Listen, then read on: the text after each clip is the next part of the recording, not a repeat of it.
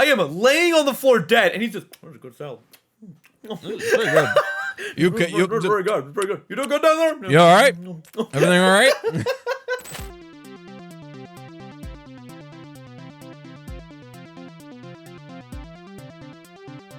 Ladies, gentlemen, and those with the good sense to do away with the whole notion, I welcome you to the premier audio medium for all your Fazbear entertainment needs. The Freddy Fazbear Pizza Podcast. Note, FFPP is not responsible for any loss of appetite, disinterest, dismemberment, or other legally classified statuses. So strap in and enjoy. Hello and welcome back to the Freddy Fazbear Pizza Podcast. I am your host with the toast, Right Toast, here with a very special guest. Why don't you go and introduce yourself? My name is David Byrne. True. I play FNAF Games. Well, that I heard this Mr. Barron guy does do that. So for today's topic, I kind of want to focus on that because we talk a lot about lore on this podcast, and I feel like we get lost in the weeds and forget sometimes that the lore does come from games that some of them aren't very good. Some of them are. So I kind of wanted to go over kind of the highs and the lows of the FNAF games themselves, and maybe touch on some of the more niche aspects of it, like speedrunning and challenge runs. So I guess to start the floor, and to get a baseline of where we're going, we'll start positive, go negative, and then come back to positive. So let's start positive. Okay. As far as gameplay goes, what is your favorite FNAF game? FNAF World. Okay. Would you care to elaborate? No. Fair. No. Now, I will say I'm in agreement because on my FNAF tier list, usually FNAF World is in S tier. It's great. It's such a good game. I love FNAF World so much. Like when it first came out, and people were like, "Oh, this is terrible. Why would anyone play this? This isn't scary at all." I'm sitting there like, "Damn, this is peak."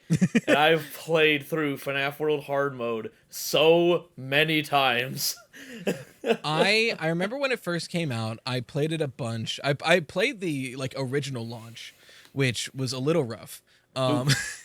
And then when it got re-released for free, I played that, and I played it a bunch when it came out, and then there was a big 3 or 4 year gap where I just didn't think about the game at all. And then right around when hype started building up for Security Breach, that was the game that I went back to play first.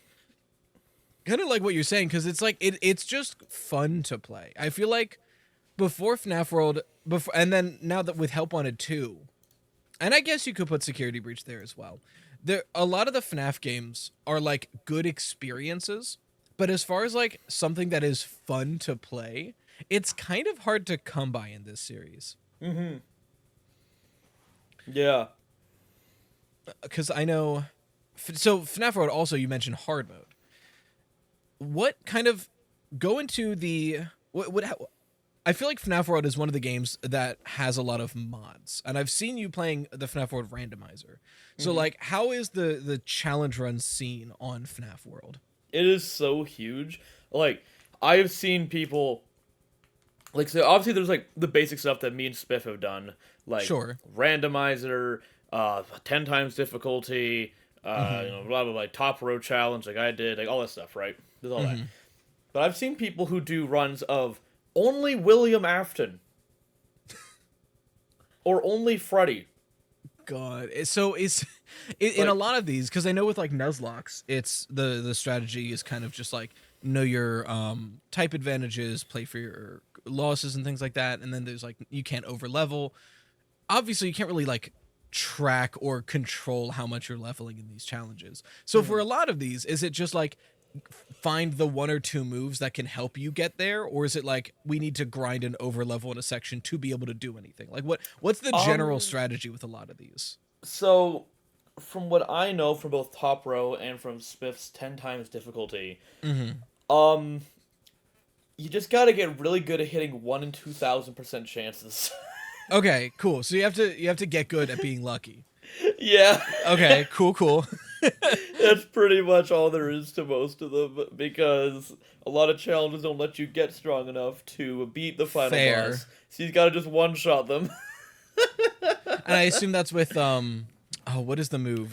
Unscrew. Unscrew, right. or escape key, or what any I of the like the do, instant kills. Yeah, or the Reapers. Yeah. The Reapers are what I usually go for. Yeah, it's one of those things I wish that I could have known more about because I saw you play the randomizer. I saw a couple of people play the randomizer, and I did like an easy mode Nuzlocke a bit ago, so I'm kind of semi-familiar with it. I would have played the randomizer myself before this podcast to add more to that conversation, but my internet had been down for 2 days straight, so I didn't get to do that. That was cool. I loved that. Yeah, fun. But that does look really fun. It's one of those things that I don't really, outside of Security Breach, I hadn't considered mods for FNAF games. It's not something that really comes to mind. That's fair, yeah. Outside of FNAF World, I guess, what other kind of positive gameplay experiences do you think there are in FNAF? Or is it just FNAF World? Oh, no, there's definitely more. FNAF 1 is... Okay. If FNAF World didn't exist, FNAF 1 would always be my favorite. It is just, like, tried and true. It is the basic FNAF experience. It's what made it so popular. It's what got, like, Markiplier really popular. Like, FNAF 1 is peak FNAF. I think I generally agree with that. It's one of those things that's kind of handshaking again, because I'm thinking back to my FNAF tier list, which is primarily, like, how much do I like the game, and is it fun to play is a big part of that. I typically, in my brain, now this was pre-Help Wanted 2, and I think Help Wanted 2 took the new throne for that. But it was typically Help Wanted, then FNAF 1, then like FNAF World, and then we're talking like, I don't know, Security Breach 3, other games that are kind of fun to play.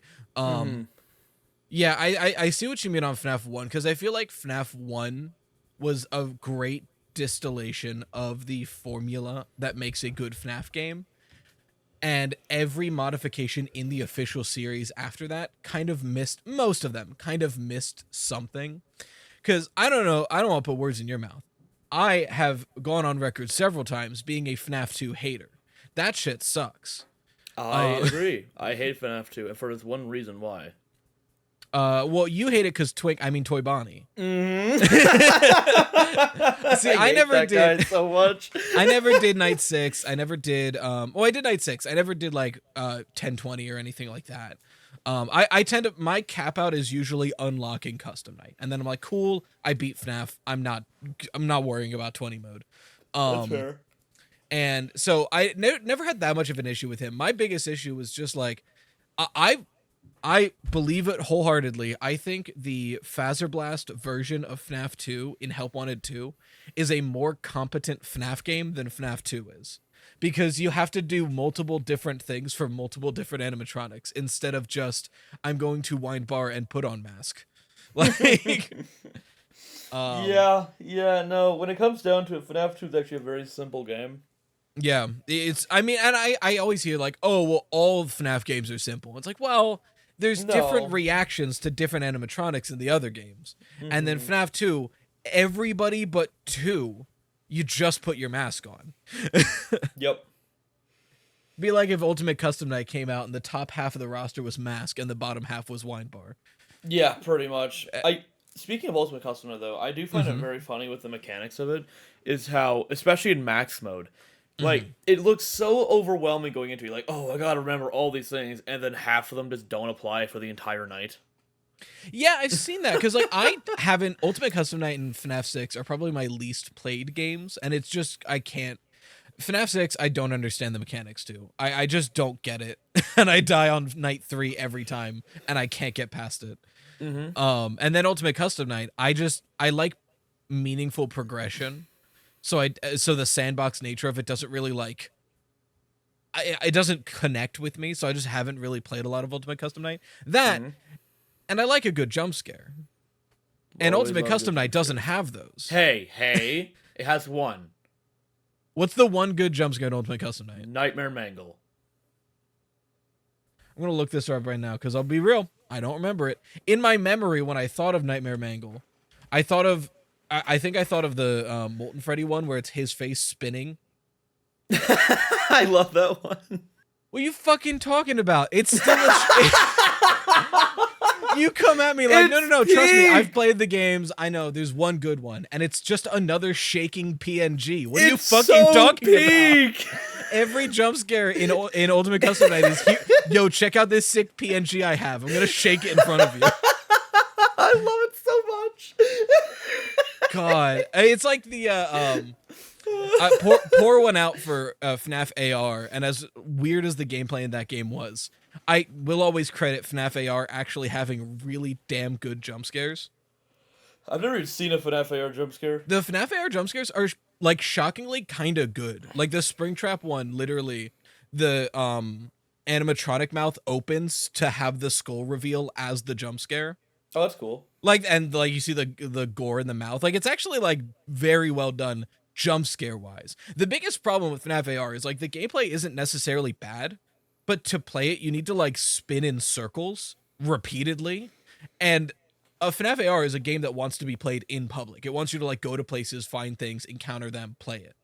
If I'm in the park holding my phone as if I'm recording and I'm just spinning in a circle, the cops are going to be called. Yeah, I'm about to say, like, no one in their crazy. right mind is going out playing that public. Like, Pokemon Go is easy. I open it, turn off AR, and I just swipe from, like, a normal positioning, and I don't have to move my body in any way. That I think that's the biggest weakness of FNAF AR is you can't play it in public, which is where it wants to be played. Yeah.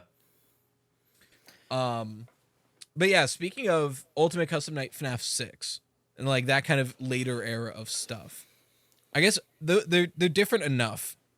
FNAF 6, obviously, and I'm just going to say this as a fact, whether or not it's true, everyone loves the tycoon of FNAF 6. Oh, of course. What are your thoughts on the night modes? Like the actual gameplay? Okay. Because I don't understand them at all. I don't think anyone does. Because there is... I've watched videos on the entire thing, trying to understand how it works. And trying to beat it, like, okay, I don't know how Spiff does it and how he plays it every marathon, because that game annoys me so much, because the characters just teleport. Right? Like, that's... I'm like, they give you a radar and a map. So you'd think it would be useful. And then they just don't... They don't move on the map. They just go 6 rooms to the left. Like, the way to beat it is just putting the audio lore in one place the whole night, getting the task done as quick as possible while staring at the other one. Yeah, And like, you just hope and pray it works. I've always tried to play it with, like, some semblance of strategy. And I think the worst part about it is doing it that way means you're going to take way longer than a normal FNAF night. And then you'll be like 30 minutes into night 3 and die, and all of it was for nothing.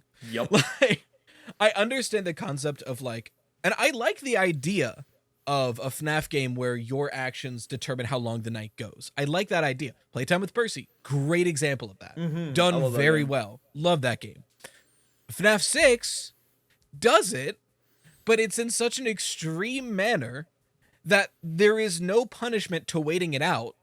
So you just end up waiting out a lot of things, and you have like 40-minute long nights. I've yet to beat FNAF 6. I've never beaten it. At least I've never beaten it with all of the animatronics. Like, I've gotten to the end of the game, but only in runs where I'll get like 1 or 2 of them. Yeah. I've beaten it myself a few times because I just kind of sit down for like 3 hours, like, okay, I'm beating this.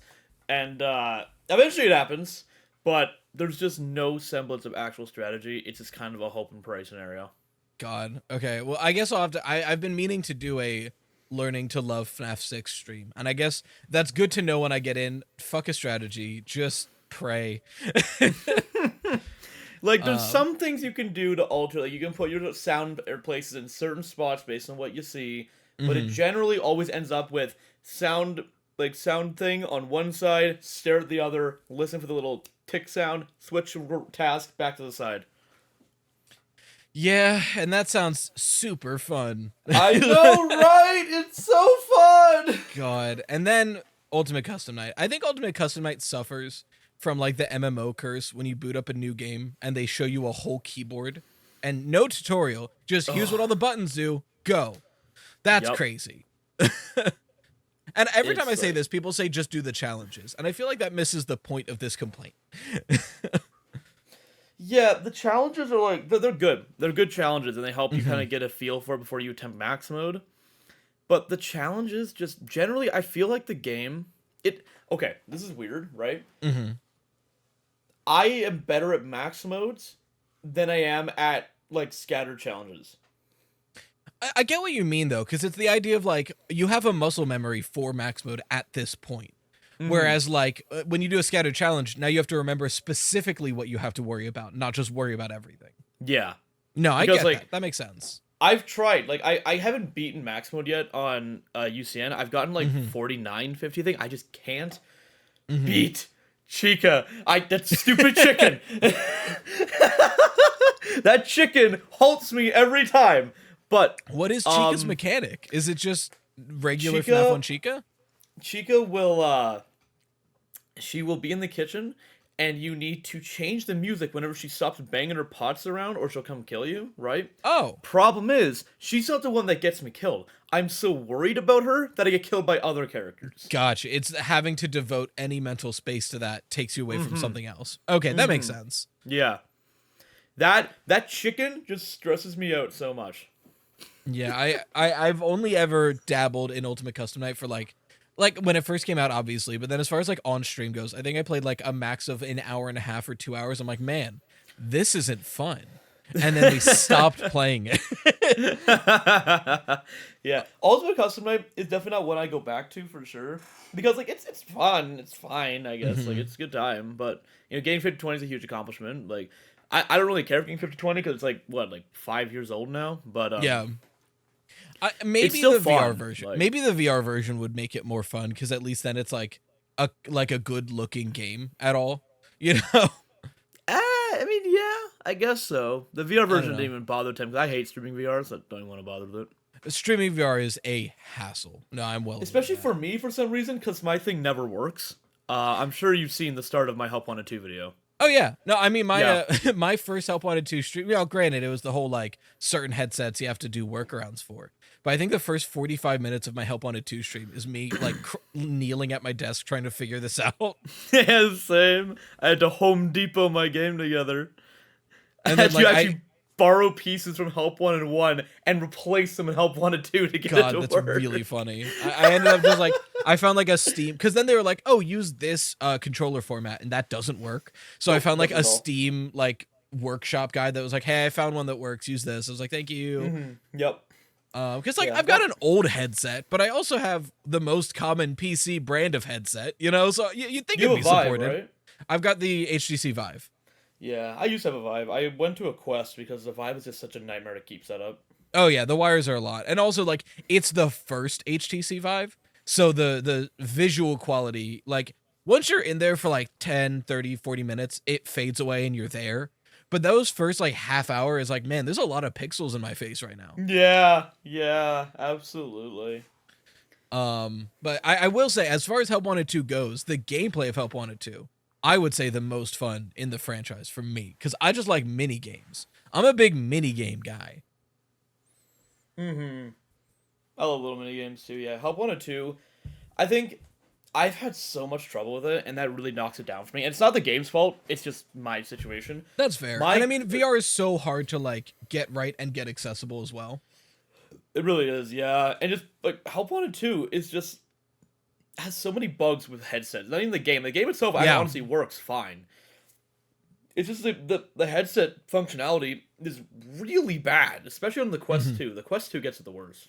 I can imagine. Yeah, I know they kind of like they optimized it obviously for the PSVR 2, obviously, and then like one other PC headset, and then every other headset they're like, yeah, it probably works, and launched. It might work. I'm like, I don't that's know. crazy. Yeah, no, not very good marketing strategy on their part. No. But yeah, it made it very hard to play Help Wanted 2. I still haven't beaten it because of that, because like Mm. when I launch it, if I have anything else running, even a browser, it's unplayable. That's crazy. Yeah, no, it's just bad. Luckily, with the only issue with the 5 was the controls. As far as like running it went, like there wasn't any like issues on that end, so that was nice.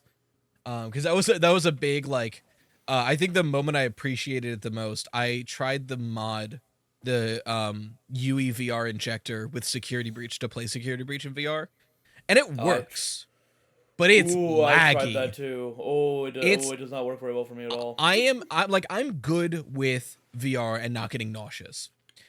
The lag that's in there, it's not like drastic unplayable, but it's the kind of lag that when you're in VR, you get nauseous quick. I think I got like 30 minutes into Ruin, and I was like, okay, I'm going to throw up. Let's switch. I was like, maybe we stop VR. And someone was like, try Help Wanted 2. I was like, okay, we'll try Help Wanted 2. And the switch from like modding a non-VR game into VR and playing a VR game was night and day. Yep. It was, it was weird because it made it feel like I was just in a real room now because it's just drastically different. Yep.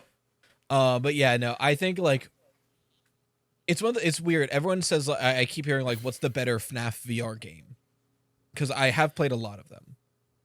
And well, I can say, from my own experience, the best FNAF VR game is not a FNAF game. Oh, which one? Polar Dread. I still have yet to play Polar Dread. Polar Dread is the best horror VR game I've ever played because it is designed as a FNAF game that like has all the functions like, oh, hit the button, check the camera, but it's designed entirely around VR. It's not trying to adapt anything. It's not trying to be something else. It uses all of VR's functionalities to work. You have to crouch in real life. You have to spin 360 around. You have to throw things, which I hate. I hate throwing things in VR. Throwing in VR is so sucks. Rough. It's so but rough. The game uses it. And it is an absolute workout. By the time I was done playing, because I played it during my like fan game week, right? Yeah. And I had Spiff on for the entire thing. And this man was eating a salad while I was huffing and puffing after like 2 hours of calisthenics and heavy workout.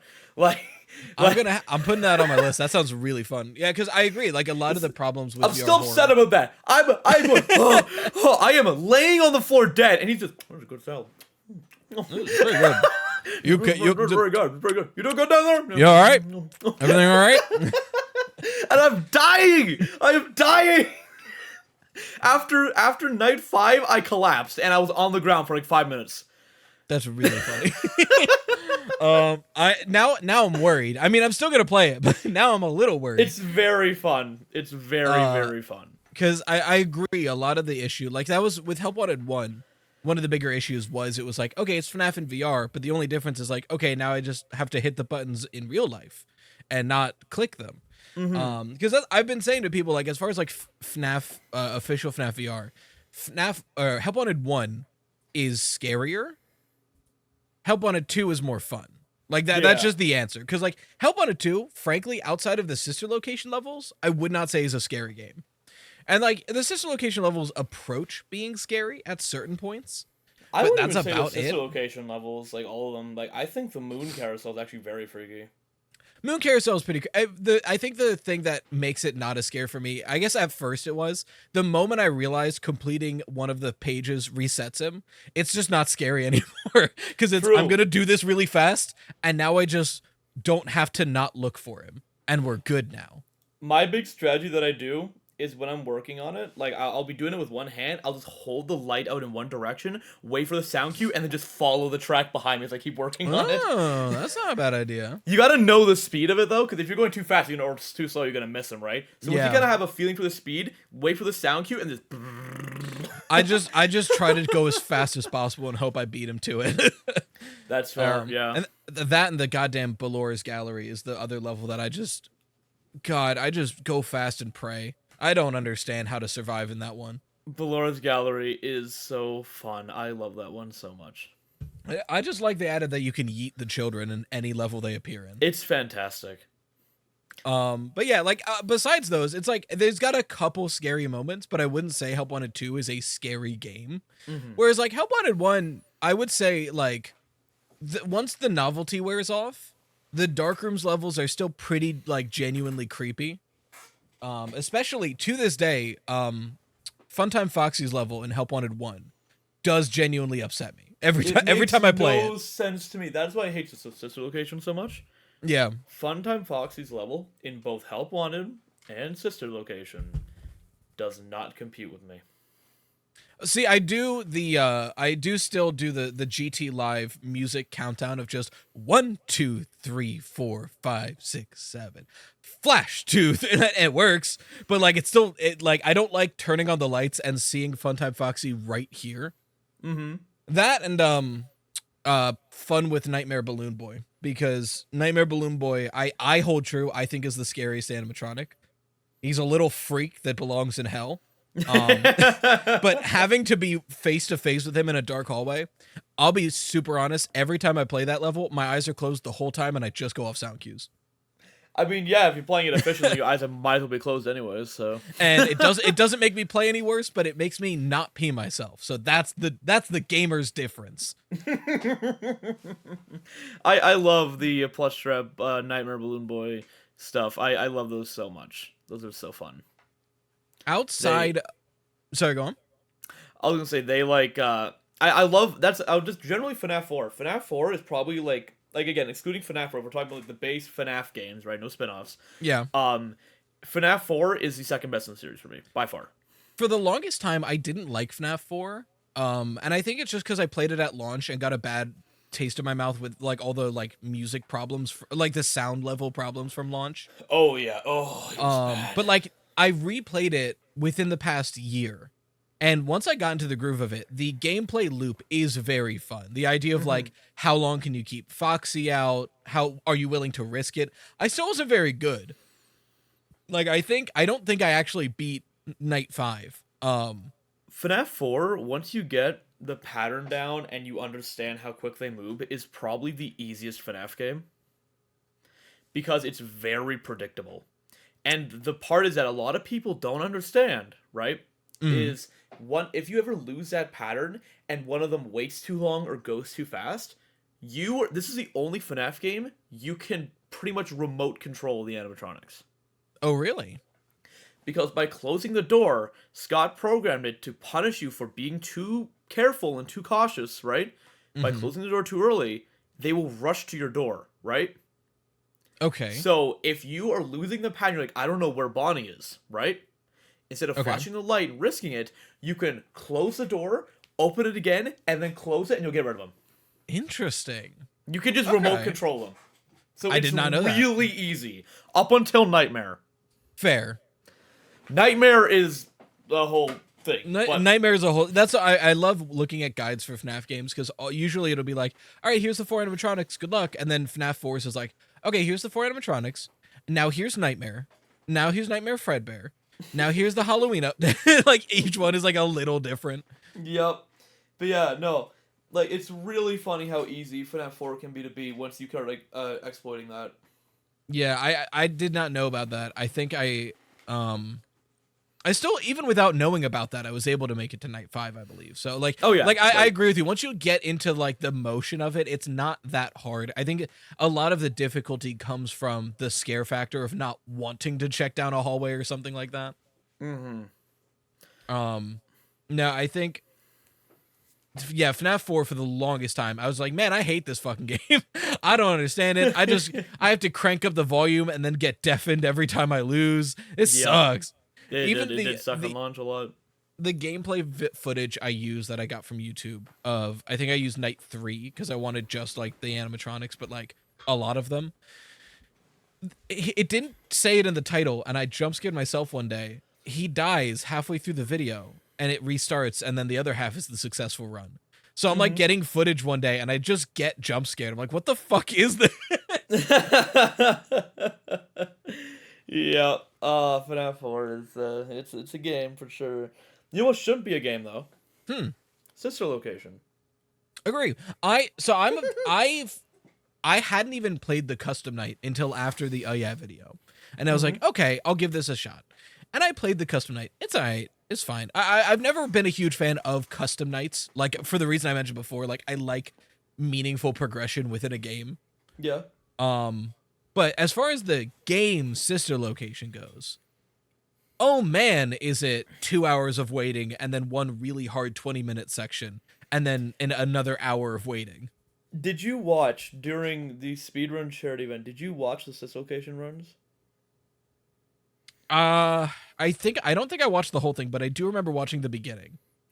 it was so funny because it was Johnny Blocks and FNAF, right? Yeah. And they're going at it. But unlike in Security Breach, when people are like always making moves to get ahead of each other, it was whoever like what's the best way to put it? Whoever made like got a bit better luck and a slightly better call was in the lead for the next hour. Yeah, it's because there's only like 4 opportunities to save time in that fucking game. I was ready to remove it until FNAF said they want to run it. I'm like, oh god, we actually have to watch this. Okay. See, you get the comedic factor of all right, all these actually like fun to speedrun games. Now let's all sit down and watch a visual novel. Yeah, pretty much. Like just. The comparison between that and FNAF 6 is amazing, because FNAF 6, as random as it is actually a pretty good speedrun, because FNAF there's 6 a was lot like you can intense. do. Yeah. I remember watching that one and like the whole lump arc and everything like that. Like that was intense. Yep, lump percent. That was all great. But FNAF 5, everyone's just kind of like, okay. Oh, they're making some more risky plays here. Oh, they're dead. Okay, we're doing this again. Right? The only way to pull ahead was just by doing risky stuff that you normally would never do. Yeah, like the fuse minigame and the just okay, I can win this guaranteed and take 5 minutes, or I can try to win it in 3. Yep. And see what happens. Like both Spiff and I, while we were commentating, were staring at John's in particular, because Johnny was taking it very chill, right? Mm-hmm. He was like taking his time going through it, and he died a few times. John died way more, but the thing with John is that he kept going for these crazy charges. He went for 100% on one charge in one go. That's crazy. And we're like, what are you doing? Stop! See, that's what I was worried was going to happen with Playtime with Percy, because I knew wasn't doing rat RNG, and he was just going to play the video game as intended. And I was like, there's a very real chance I just fall way behind if my RNG is bad. And I just got really goddamn lucky twice. Like, we love rat RNG. We love it. I've yet to have that good of RNG since then. It like I think one of them he didn't spawn for like a minute and a half, and I was like, I don't know how I'm alive, but I'm happy that I am. Yep. Rat and G is crazy, and Fazzy always says, it's not real, even though this man literally coded it, but okay. It's not real, even though I've been killed 30 seconds in, and I haven't been killed 2 minutes in. Okay, buddy, whatever you say. Yeah, definitely not real. It's not a thing. Absolutely not. But yeah, the sister location, man. I still really... I know every game has its defenders. It's wild to me how many defenders Sister Location has. Yeah, that's crazy. It's shocking to me. Like I guess they're all just visual novel fans. I guess like like FNAF 2. I get the defenders because like there's at least nostalgia there, and like a lot of people who don't play it all the way just like play it for once, and I'm like if you play FNAF 2 like once or twice, you don't realize how samey everything in it is. Mm-hmm. But like, I can't imagine somebody played Sister Location all the way through more than once and they liked it. Like on the first playthrough, I can maybe imagine someone go, "Oh, that was really cool." But the moment you play it again, you realize none of that is skippable. All of that is the exact same. It fades so quickly. Mm-hmm. Control S is a lifesaver for Sister Location. Yeah, Control S, and I will say, credit where credit's due, I like the cupcake minigame. I think it's fun. Cupcake minigame. Like the one where you have to do to unlock Enter Night. Oh, yeah, that's fun. Yeah. I think it's fun enough, and like, yeah, it's obscenely hard, but that is kind of the point. Speaking of Enter Night, I think Enter Night is the best part of that game. People always say, "Oh, Custom Night's the best part." No, I think Enter Night is. I think Enter Night is actually stressful enough that it keeps you on your toes and you feel like you're doing something. I think Enter Night aesthetically is some of the best of the franchise, like with the voice lines that get used. I made a whole video just about the way Enter talks to you during Enter Night. I love that. As far as the gameplay goes, it's fine. I mean, it's all right. It's cool. Yep. I really like the kind of, I guess, what's the, not mental horror. It's the Psychological horror. psychological horror of Ennard talking to you and like using Elizabeth's voice at you is like very cool, and I think that's something FNAF really needs to lean into. Which is that ship has long since sailed. Yeah, I mean they kind of they approach something similar with the Mimic, and we'll see what they do with it. Because I could see the Mimic doing something like that, but I don't know. I don't think we're gonna get an Eder Knight again. No, I don't think we will. What I really want to see, I want to see Steel Wool.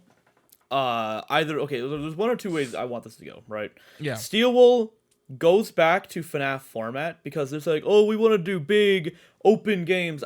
No, I don't think you should. As fun as they are, I mean, like me, like of all people, I love playing Security Breach because it's so stupid and it's so breakable, and I love it. Half of my like challenge videos are on Security Breach.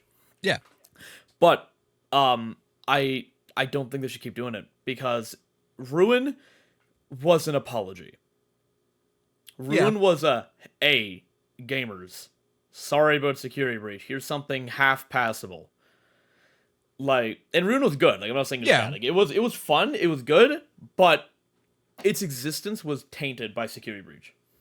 Yeah, it's weird that like it's one of those things that like I've never encountered a DLC being so separate and better than its base game to the point where the majority of the people who play it go, "Oh, that's a separate game. Don't worry about it." Yep. Like I have talked to a few people who aren't exactly FNAF fans, and I'll be like, "Have you played Security Breach?" They're like, "No." What? Have you played Ruin? I always watch someone play. That's like, oh yeah. Yeah. It's a different game. I am curious. It's one of those things that like they can have their cake and eat it too. It's not hard to make a FNAF styled game. I don't to this day know why they didn't have that as a separate mode. Like you could have made Security Breach and then had on the main menu like survival, and it's just FNAF. Like you could have done that with those characters in that environment. And like sure, in Security Breach they attempted that in a 3D environment, but it wasn't great any of the times it happened.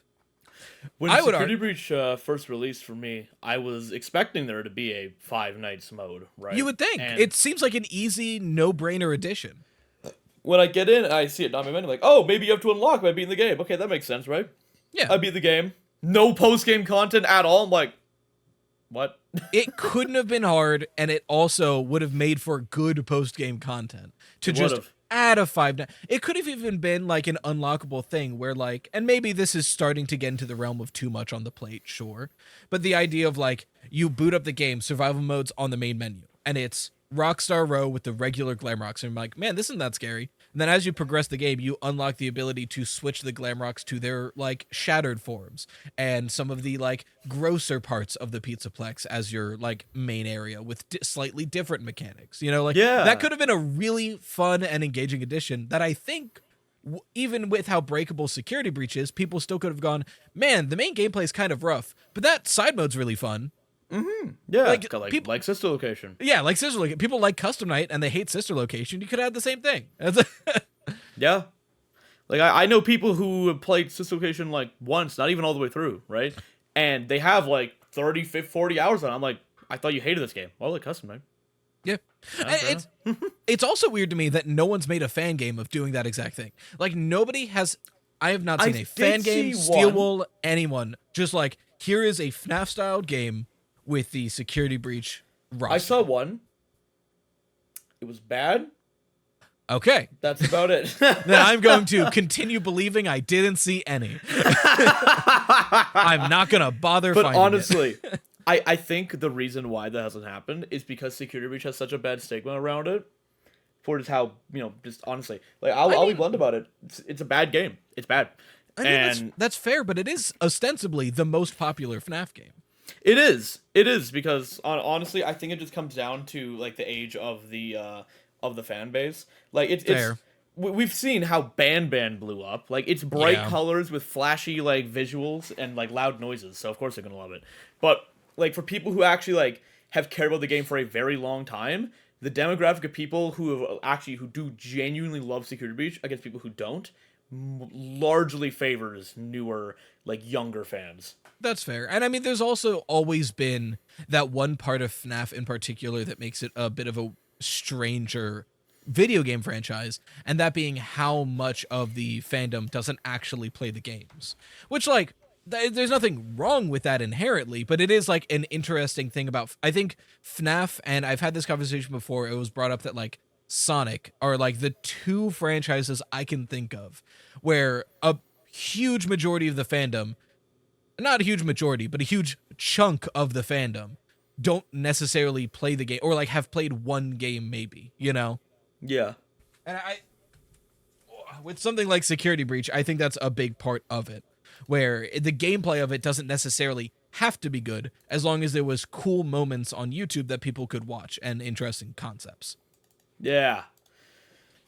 And that's why I think, I think somebody brought it up on Twitter. I don't know if it was Dalko or Spiff or somebody, was like, people were talking about how, like, Help Wanted 2, the conversation around that game hasn't been to the level of Help Wanted or Security Breach. And somebody kind of brought up that it was like, well, one, it's still just VR, so there's no flat mode yet, so majority of people haven't played it. But two, Help Wanted 2 felt way more of a game that's fun to play than a game that's interesting to watch. It is, yeah, absolutely. I've noticed that because, like, my my Help Wanted 2 video, it did fine, right? Mm-hmm. But, like, for a new release, Help Wanted 2, oh, big new sequel to everyone's favorite VR game, which I personally, I'm not a huge fan of Help Wanted 1. I think there's a lot of problems with it that people just seem to ignore because it's VR. Was a game. That's me. There was I ignore those flaws because I like VR games. There was a FNAF game years ago that it was a fan game that made FNAF 1 in VR, right? Okay. And it was perfect. It was a perfect translation of the game. It had a really funny thing in the background because you know everyone's big scare initially in Help Wanted 1. They turn around, Foxy in their face, they're like, "Oh, it's Foxy!" Right? Yeah. That last game, I'm almost positive Steelwool saw this and took inspiration from that because in that game before, Nightmare Fredbear was standing right behind you, looking at you. Jesus Christ. So the first time I played it on my baby David Barron, right? Yeah. My VR headset on, I turn around, I just take it off. Well, that was the first time I booted up Help Wanted. I was like, I put it on and I had to look up to see the eyes of animatronics. I'm like, the main menu sucks. I hate this. I hate being here right now. I need to get out of here. Yeah. It's oh man, it's so funny. Well, yeah. I think back to John FNAF booting up Help Wanted 2 on stream and getting, like, triple teamed by the main menu where, like, it boots up and there's 3 in front of him and he's like, "Oh god." And then he turns around to not look at them and Baby is right there. He's like, "Ah." And then he turns back around cuz Baby is there and they're closer now and he had, like, fell down. It was such a good moment. I'm like, "Oh, this is going to be a good playthrough." It's just fun. That is fantastic. Yeah, I've heard a lot of the critiques with Help Wanted 1 come down to, one, the translation of gameplay is somewhat rough, and then also, like, the models and animation at times are kind of rough as well. I think my big problem with Help Wanted 1 is I appreciate them trying to take the original games and turn them into, like, into VR, because it works. I've always imagined, like, man, this game would be fun in VR. Like, damn. It's like a no-brainer, because it's one of those games where your character doesn't move that much. So it's like, okay, this can translate well. Yeah, but then the problem comes in how they execute it mainly. Because think of FNAF 2 in Help Wanted, for example, right? Yeah. There is so many elements of that just could have been done so much better, but they didn't do it. My biggest gripe is the hallway flashlight. Why is it a button on the desk? Why is it a button against a desk? And I get that this would have sucked if they didn't adjust how the music box worked, but I do think it's a missed opportunity that we didn't get an actual crank at our desk. Mm-hmm. Or like the mask. Like, why is it off the side? It make me go like pull over your head or something like that. Like, that'd be fun. Like and also the mask just looks bad. Like, it looks terrible. So. I always use that model. A lot of the models I use in videos are from Help Wanted, and I love getting comments of like, "Why the fuck did you use this model?" Because everyone clocks it immediately. They're like, this looks wrong. Yeah. And I didn't. I want to say this little fun fact about the Help Wanted models that I noticed when the movie was first coming out, right? Yeah. Did you notice in the movie how Chica has like a seam around the front of her face, right? Yeah. I don't know, because I don't know much about how these things are built, right? Sure. But if this is the case, I think it's really funny if it is. You know, the Help Wanted models are like the canon look for the characters, right? Yeah. Like that is how they are intended to look nowadays. Yeah. Right? Chica's model, and actually all the original cast model, right? Mm-hmm. There was an error in the models, and you might have noticed it in Help Wanted. They all have a seam around their face, right? Yeah. I'm willing to bet that when they were making the FNAF animatronic like costumes, they were using the Help Wanted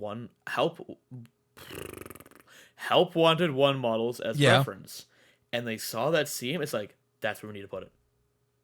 That's really funny. That's where I believe that, honestly. Well, and it's so funny because if you bring the models into Blender, all you gotta do is select it all, merge vertices, confirm. And that's really funny because there's also, I do like and this was definitely more intentional, the idea that like every Foxy model we've ever had, the eye patch just kind of floats there.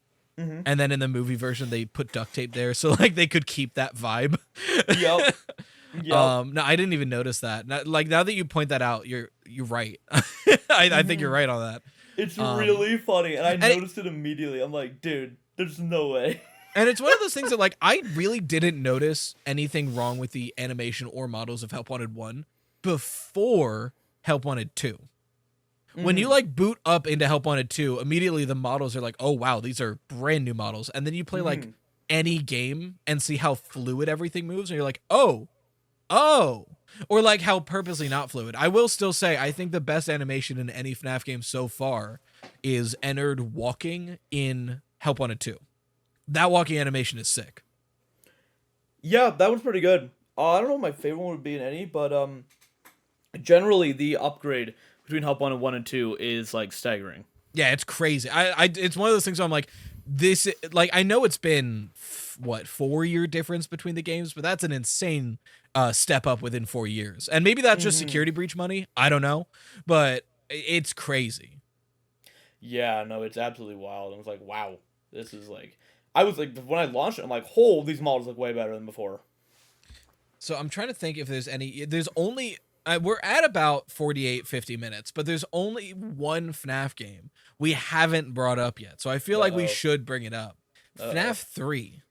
What are your... I've gone on record, and I understand how hypocritical of me it is to say FNAF 2 sucks because even though there's decent lore, the gameplay is so atrocious, I don't like the game. And then I turn around and it's me and the bestie with FNAF 3. So FNAF 3. I get that FNAF 3's gameplay is kind of bad. But like I love FNAF 3 because I think the way you access lore in that game is the most fulfilling and like logical way in any FNAF game. Yeah. The beep boop boop beep boop boop beep boop. Yeah, the wall code, like, sure, it's nonsensical, but it's something that like I give it a major credit. You technically don't have to look up anything to be able to fully get all of the lore of FNAF 3. Yeah, that is true. Meanwhile, like death mini games I've never liked because it's like, okay, I'm just gonna grind here for 20 minutes and I'll never know if I've gotten them all unless I look it up. Yep. Yeah, FNAF 3, but more to the gameplay side, that's what I know, right? Is I think FNAF 3's gameplay is Scott was trying to make a game that was more like it leaned more into the paranormal than the others. Yeah. Because clearly at this point, people are like, oh, it's a ghost story, right? Yeah. Which it is. And Scott was like, oh, okay, paranormal. Okay, that's where people are going. Okay, yeah, let's do it. Let's work with that, right? Because I firmly believe Scott had no idea what he was doing until like the third game. I don't think he settled. Together. I don't think he fully settled on a like story until FNAF 4, and I don't think he settled on a cohesive story like moving forward until Sister Location. I think Sister Location onward, he had a decent idea of what the story was.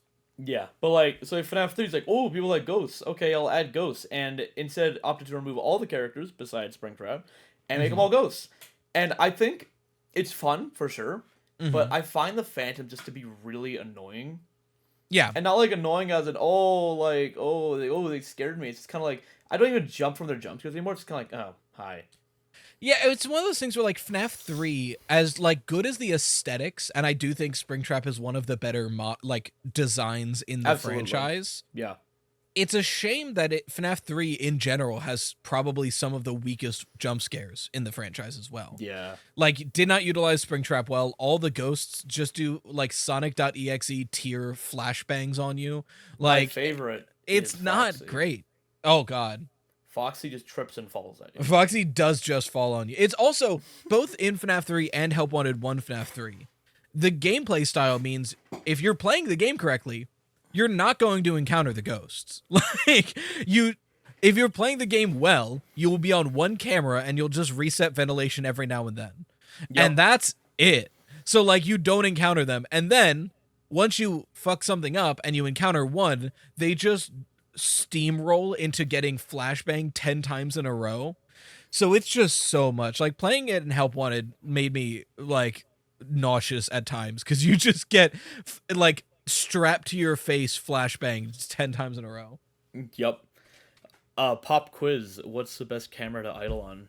I've disagreed with people on this in the past. I firmly believe, I don't know the number. I cannot tell you the number. I firmly believe it's the fire exit. And I understand people say it's, I think 9, the one to the left of that. I am fully in the top right corner fire, like the very top right corner. And you just lock that vent that it connects to, and you keep him there. I think that is the best strategy, personally. What I usually do, and because I played Nightmare Aggressive, right? Yeah, for sure. Cam 2B? Is it 2B? I think it's 2 or 2B. I think it might be 02. Okay. Cam 2 is the best one. Because that is the one, like, it sounds dangerous because it's like, goes like, next move to your window, other next move, down to your vent, right? Lock the vent, and he goes in there, goes out, right? Whatever. If he goes to your window, the second he moves from that camera, just call him back again. And he keeps just going back and forth, and can never go anywhere. Interesting. Okay, I'm pulling up the map now. So you're talking like the one directly to the right of you. Yeah. Okay, interesting. I've never thought about putting him in that corner. Because he also has 2 spots he needs to go in that camera. So he stays there the longest. Yeah, okay, yeah, I was right. Cam 10 is where I usually keep him. The very top right. Pretty much where he spawns. I try to just keep him there, lock that vent, just don't do anything else. Yeah, the problem I have with that one is that if you have to stop for a second, you can completely lose him, and he'll just start rocking towards your office. But That's with fair. the reason with Cam 2 works, anywhere he can go is either perfectly safe for you, or you can react to it instantly. He can't escape from you. That's a fair point. I've never considered keeping him right there. I'll have to try that out. It works very, very well. It's very effective. But yeah, that's a fun one. But yeah, no, FNAF 3, generally, I think it's such a weird addition to the franchise because it's spooky for sure. But it's just like there's no gameplay. Yeah, it's one of those things where like FNAF 3 feels like we're playing what should have been a boss fight. FNAF 3 feels like we should have had a normal FNAF game for the first 5 nights, and night 6, out of nowhere, is Springtrap. And I think that would have felt even better as a game.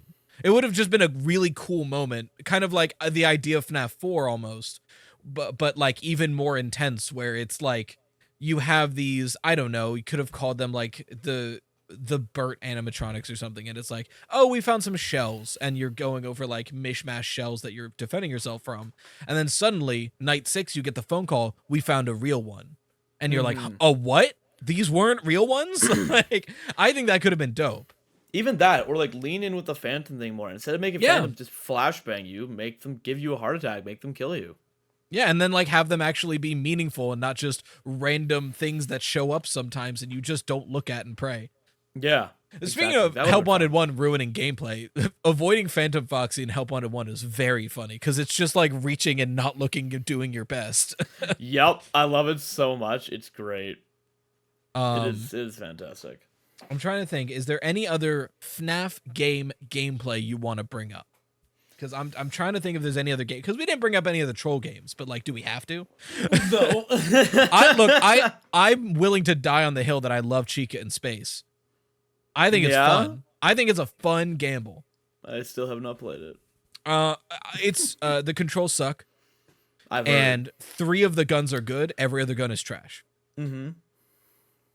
But you get like 4 random guns throughout each level, and also there's shops with different guns that you can encounter. So it's a gambling game, and I like a gambling game. That's why I'm trying out the FNAF World Randomizer. I like gambling in my games. That's fair. Yeah, no, gambling's always fun. I think to talk about a FNAF game that is peak and it's hidden within another game, right? Okay. Foxy Fighters. That game is good. That was good. I never actually played the Halloween update of FNAF World. What? I've never played the minigames there. You haven't? Nope, not once. By the time I change that. played a lot of FNAF World, it was before the Halloween update. And then when I went back to revisit FNAF World, I kind of forgot about the Halloween update because it is just a completely separate area that you're not pointed towards at all. Yeah, no, that's fair. Yeah. But I mean, I'm going to do it for the randomizer, so I'll be playing the mini games then, if it's in the randomizer. The randomizer, it's there. I wouldn't recommend doing it though. Fair. I recommend because you'll get the characters by just playing the game. Just playing the game, yeah. Yeah, they'll show up. So I would recommend playing the game normally. Man, maybe you get it. Maybe you got them. Who knows? Maybe we'll figure it out. Maybe it gives me a random character from doing the minigame. Maybe. Because look, I'm no scared of like rage games because I know a lot of the mini games kind of veer into that, especially with like Chica's Magic Rainbow and stuff like that. So I'm not opposed. I just never had. All right, well that's kind of the games and gameplay. I guess we can move on to questions because it seems about that time. So I kind of picked up some general questions to kind of go over the games or things in the series themselves. Because like I don't know about you, have you read any of the FNAF books? No. So I'm not going to bring up a question that said, what is your favorite FNAF book? You know? So let's go a bit more broad. I think this is a great broad question. This is from Chanel Schwartz, she, her. Thank you for your question. Also, if you all have questions on the podcast, you know, submit them via Spotify, or you can send them to Freddy Fazbear Pizza Podcast at gmail.com. Or if I said it too fast or it's a pain to type, you can copy and paste it from the description. That's why it's there. But her question is, what is your favorite character based on aesthetic/style? Bonnie. So which Bonnie? That is very important. FNAF 1 Bonnie? Interesting. I'm going to hold you to that because I do tend to think FNAF 1 Bonnie, one of the scarier FNAF 1 characters, but also in general kind of basic. So feel free to expand on that. I love Bonnie because he's scary, right? He's got some of the scariest cams ever. Yeah, it's something about him. He's got a vibe. Like, I love him, and he was the first one to scare me when I first played the first game. Sure. Like he was the first one to show up my door. I got the piano sound. I'm like, oh, and ever since then, I love his jam. I love his vibe. I will say I don't know why. I guess it's just he's rendered very well in FNAF 1. I've never known why he is kind of the scariest FNAF 1 animatronic, but he kind of is. He is. It's something about his render. I'll always remember the first time I checked the side room that he's just all up in the camera on. Yep. Like that got me. And that's still like a good render, especially in the like I've seen GIFs where they'll have him like do a slight breathing animation. So yeah, I get that. I've always been a big proponent. My guy, specifically Captain Foxy. I love how jolly that motherfucker is. That's fair. He's dripped out. He's got both of his mini games peak. True. I love both of those shooting mini games. Because Foxy, my answer used to just be FNAF 1 Foxy because the whole humming thing. He was the one that ran, which was always kind of funny. And one of the first memes of the community that I watched a lot of were the 5 minutes of Foxy compilations where they would do different like audio bits for the jump scare. Cause obviously his jump scare isn't scary at all. It's so funny. He just kind of I love the cope in early FNAF where it was like, Foxy's actually a good guy. He's checking on you. Yeah. I was like, I love that Hey, cope. you good, man? You doing good? Oh, you're dead. Oh, I guess you got a heart attack. That's crazy. That scared you so bad. Sorry, bro. And then they came out and were like, hey, what if Foxy had drip? I'm like, this is great. I love this guy. Also, and I love the backing theory with the good guy one. Like, I honestly believe the Foxy was a good guy one for a bit when I was younger, right? Go Go Go gave good backing for it. That too, and then also the fact that just like, if you think about the gameplay of it, right? He stops moving the more you're checking on him, right? So when he notices you're not checking, it's like, is he good? I gotta go make sure. My guy isn't checking the cameras. He might be dead. I need to find out. I gotta go. No, I killed him. No. Oh no. I didn't even consider that aspect. That it's like he stopped checking on me. Something might be wrong. I love that entire thing so much. I still believe that's canon. I don't care what people say. I also believe, as far as canon goes, I believe that the way Foxy ran in the movie is the way he runs in the actual universe. Is just they have him on a high wire and just swing that motherfucker. I love. Have you seen the behind the scenes clip of that where he just like he gets to the end and just swings full force forward? Yep. That was a pretty easy one. We'll rapid fire these. Thank you, Chanel, for your question. I got a couple questions from Lucas. So Lucas, I answered one of his questions on like podcast episode 2. This is from like September. But he sent me an email of like 7 questions, and I answered one of them. And I pulled up the email again, and there's other good questions I never got to here. So let's rapid fire. Hey Lucas, this one's for you, bud. Here's a bunch of questions from Lucas. Shout out. If you could remake a FNAF game, what would it be and how? FNAF 6. Okay. Because I was actually going to do that. How? I was going to have it, like, I had an entire thing planned out, right? Okay. I had an office model made, textured completely. I had a new Afton model made. I was fully about to do this. I don't. I hate Peanut. You don't like Jimmy Neutron? William Afton? I hate that thing. That thing's terrible. My idea was, instead of it all being just listen for sounds, use the flashlight, right? Only one character reacted to the flashlight, right? Okay. And that was Afton. What would happen is you'd be sitting more to like the right side of the room, and you'd have the vent right beside you, right? Like to your right. Okay. And it would be sealed. And you'd have to check that vent periodically and look for glowing white eyes staring at you in the vent, and then shine the light in there to scare them off. Okay, so kind of a la similar to kind of Candies in a way. Yeah. Okay. A little bit. And then the other characters would all have different mechanics. Like, for example, Molten Freddy wouldn't actually attack you. He would just try to shut your power off, right? Mm-hmm. He would try to chew through one exposed area with some wires, right? Mm-hmm. Baby would appear from the other side, and you'd have to run over to the other side and shut like a blast door seal pretty much on the vent, right? Because you know how the entire thing is revealed to be a big setup by Henry, right? Yeah. That's what I wanted to make it feel like. Is that it feels like an office, but like this feels like a saw trap. I feel like something's wrong here.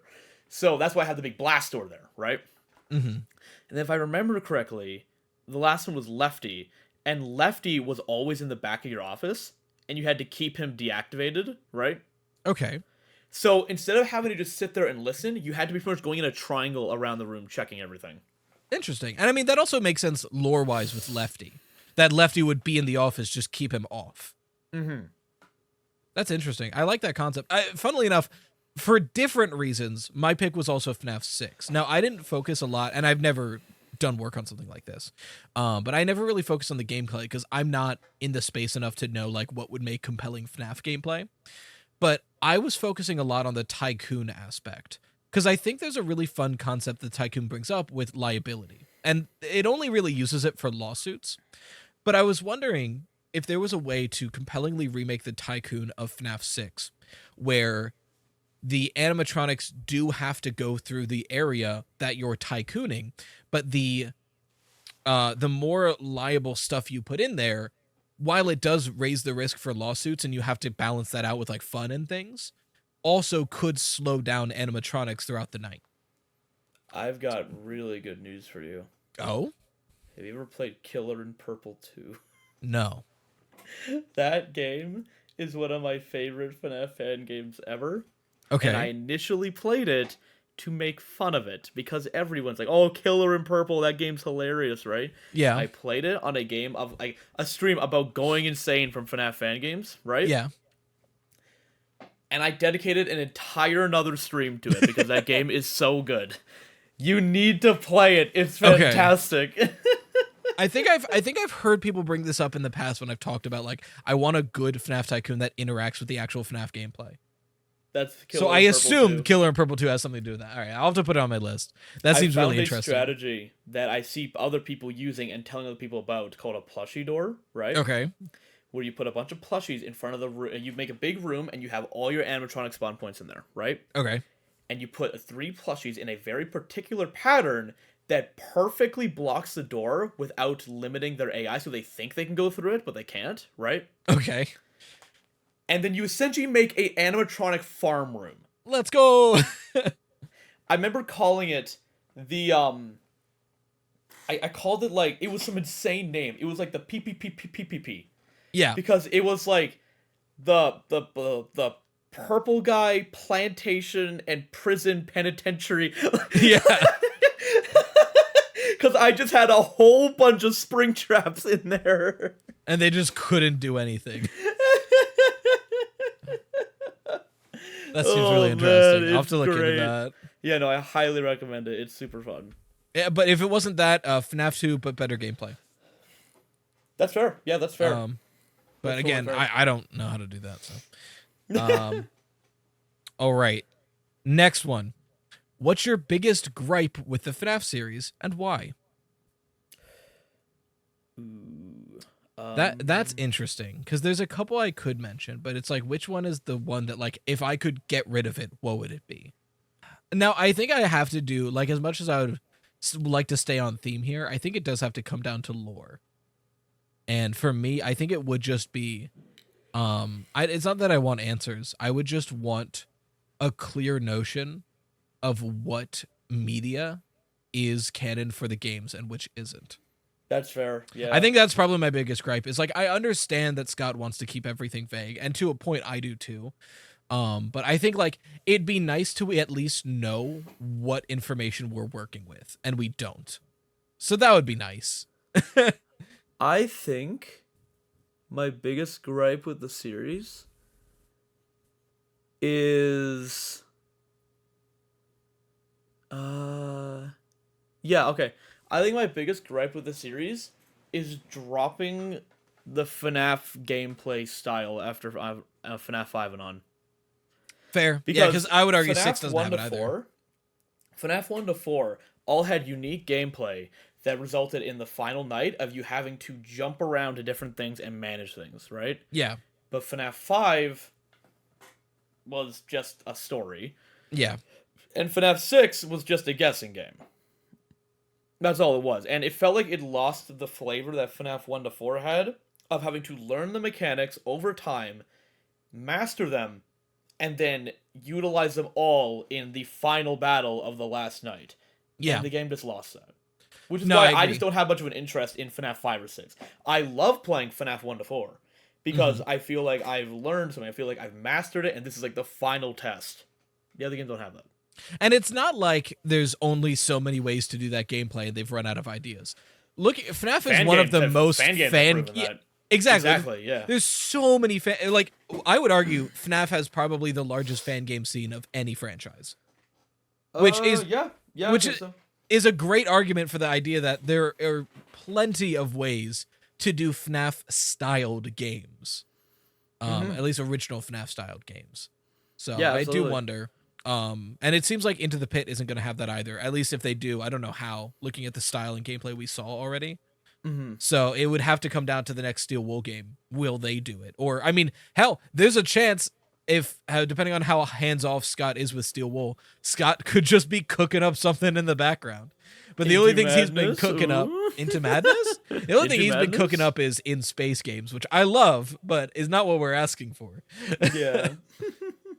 I want more of the feeling of progression in the fact that you are learning things slowly and as you master them getting harder and harder, it gets to the final test where it jacks in difficulty. Yeah, no, I agree. I think it's a really that's like we said. That's why I don't like Ultimate Custom Night that much. It's why I didn't play Sister Location Custom Night that much. I like the game to progress it for me in a way that teaches me as I go. That's really compelling gameplay. Yeah.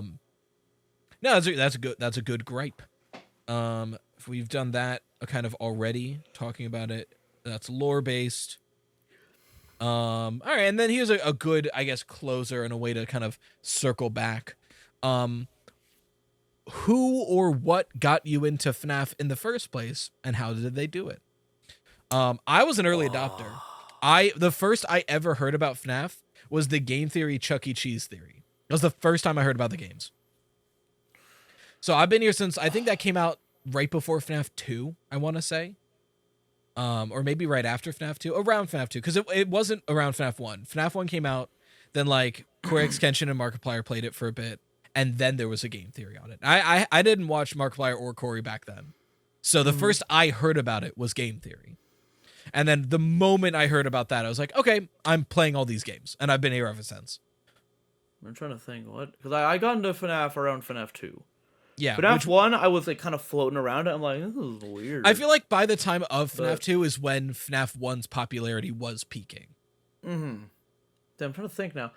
Okay, the name coming to mind when I think of what was the first like FNAF content I ever watched, right? And it's so funny. And I'm pretty sure this is right because it feels right, right? Yeah. I was like on like a treadmill just doing some running, right?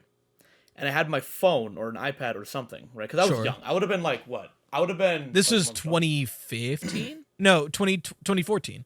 Because this year's I would have been 11 then. Yeah, because this year's the 10-year anniversary. So yeah, 2014. Yeah, I would have been 11.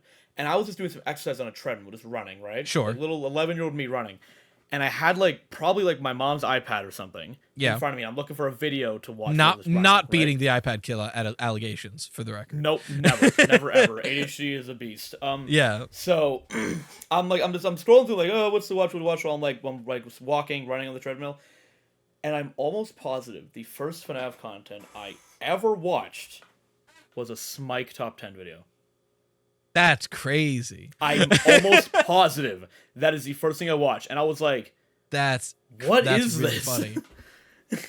I can see that because I remember seeing that because I didn't really watch Smike a lot, but I remember seeing that video floating around. So that would make a lot of sense, even if you hadn't been watching Smike or anything. Just seeing that video pop up, being like, "What is this?" Mm-hmm. Yeah, that's really funny. It was either that or it was a game theory, but I'm pretty sure it was that. Yeah. And I just kind of went down the rabbit hole that lasted like 4 years. Yeah, I think it was the game theory video. Then I played it once and it was fun. We put it on our we took my laptop and HDMI'd it into our TV so we could have all of our friends sit around and watch it and play it at the same time. Yeah. And then the next day, my YouTube feed was full of just 5 Nights with Foxy, how to make FNAF not scary, all that started coming in. I was like, video. Oh yeah, we're in this. I'm here forever. I'm stuck now. I had an opposite story because my parents hate horror, right? Okay. So, while you were hook up your TV, oh yeah, let's all play FNAF, right? Yeah. I had my laptop in the corner of the room, pirating the game because I wasn't allowed to buy it, right? Yeah. So I had all the FNAFs pirated. I had this one website that was my go-to. It was like a WordPress site, right? Yeah. And I was crushed when that site went down. But I was getting all the games pirated off of that, right? I'll play them in the corner, and I'll have my finger hovering over the Windows key constantly, right? It's while literally... It's second my parent approach, boom, off. It's that meme that people use for FNAF 2, where it's that one dude in the baseball hat, opening and closing his laptop, looking both ways. Yeah. But it's you playing FNAF 2 while doing that. Yeah, I'm playing FNAF 2 while playing FNAF 2. That's really good. That's why I absolutely fell in love with the series. I was like, this is one of my favorite things ever. I was actually going through my old room while moving out, right? Mm-hmm. I found some old sketchbooks of mine when I was younger. They are full of FNAF drawings. There's so many. I was a big early middle school, high school sketch video game sketch stuff. I was a big Little Big Planet kid.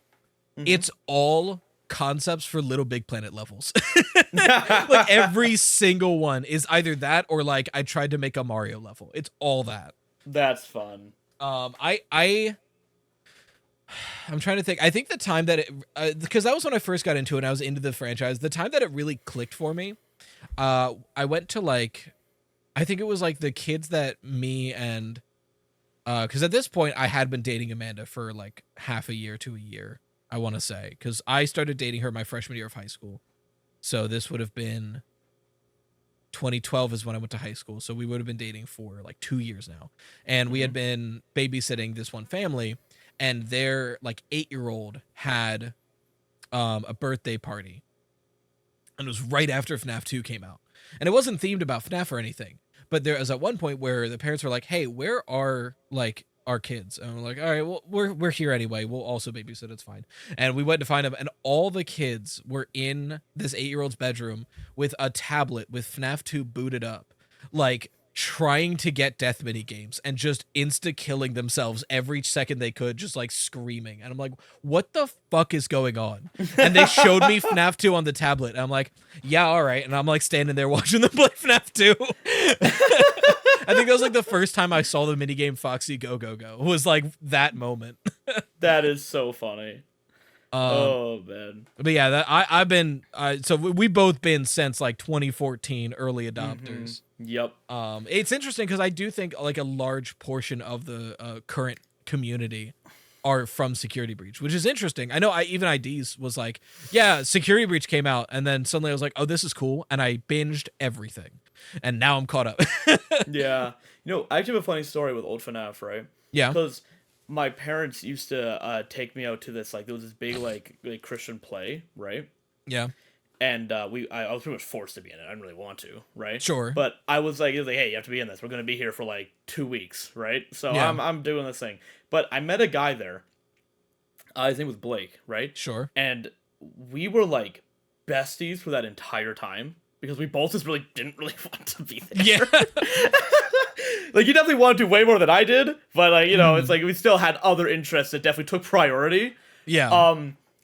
And it was around this time that FNAF 4 released, or the trailer released, right? Sure. And I remember we were in this one, like, house off near the play, right? Mm-hmm. And we're just kind of like, we're inside, because, like, it's really hot where the play. I'm not going to say where it was, but, sure. No, leak the address where Blake lives. Of course. But it was really hot. And we had to go inside to, like, spare ourselves the heat. And we were in there for hours because apparently there was, like, some big problem with the play and they couldn't do any practice that day. Mm-hmm. So we were in there for hours and trying to entertain ourselves. And then out of nowhere, one of us is scrolling YouTube and we see 5 Nights at Freddy's 4 trailer, right? Yeah. And the mass panic that ensued from both of us for the next hour as we're watching it, like, pausing every second, like, what's that? What's that? Yeah. What's that? What's that? Hey, what's that? What's that? Those trailers had such a grip on the fandom.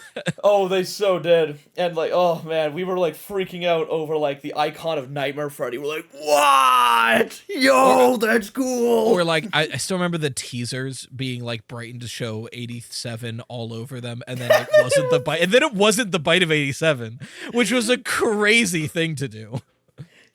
I've always I don't know much about FNAF lore, right? But I did see one thing about it where someone says that might have been the actual bite of 87, and there were 2 restaurants at once, right? And that's why they said in FNAF 2 that their sister location. I think that's not a bad idea. That's the only thing of FNAF lore I really know about. I think the only problem with it is it would mean Fredbear's was open up until 87. And the guy on the phone in FNAF 2 is like, yeah, we're trying to find the owner of the original place. It was called something like Fredbear's Family Diner, which would be a weird thing to say if it was also open. It could have just closed. It could have just closed. Well, it's one of those things where I just genuinely think Scott did want that to be the bite of 87 and then forgot about everything he established about the bite of 87. Went, whoopsies, my bad. Because like it's like that and then the whole like, oh yeah, they used to walk around but they don't anymore, and then you look at the bite and none of them are walking around. It's like Maybe they never did walk around, and the phone guy was talking about the guy in the suit. It's why I still hold strong. I fully believe Help Wanted introducing the whole indie game thing was just Scott being like, guys, level with me.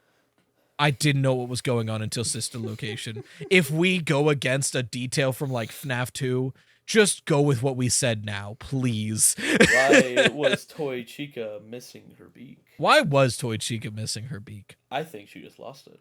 I think it's funny. I genuinely think that was supposed to be like a hint towards Dream Theory. And then like all of that went out the window when Sister Location came out. Yep. Didn't Scott say something about how he retconned one thing that wasn't Dream Theory?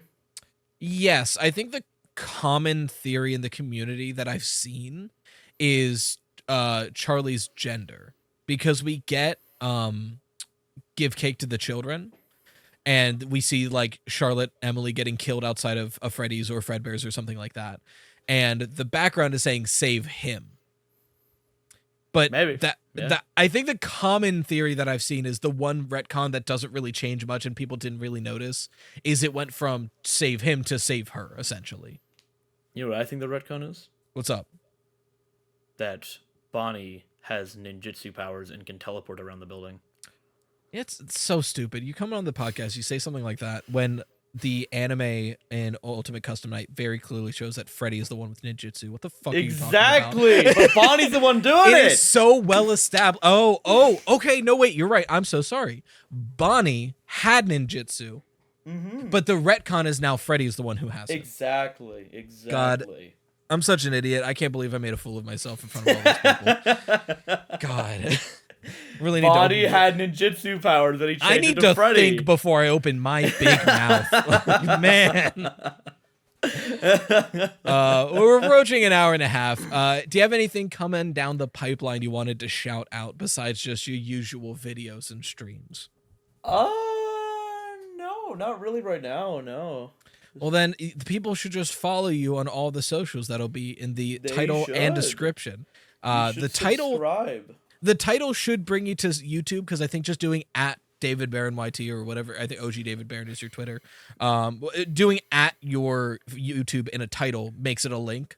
The other links will be in the description, so go find those. Go subscribe. But yeah, this has been super fun. Once again, this has been a great podcast. And to the folks out there, thank you once again for joining us for the Freddy Fazbear Pizza Podcast, where the pizza abilities are endless. We hope to enjoy your future patronage. Bye-bye for now.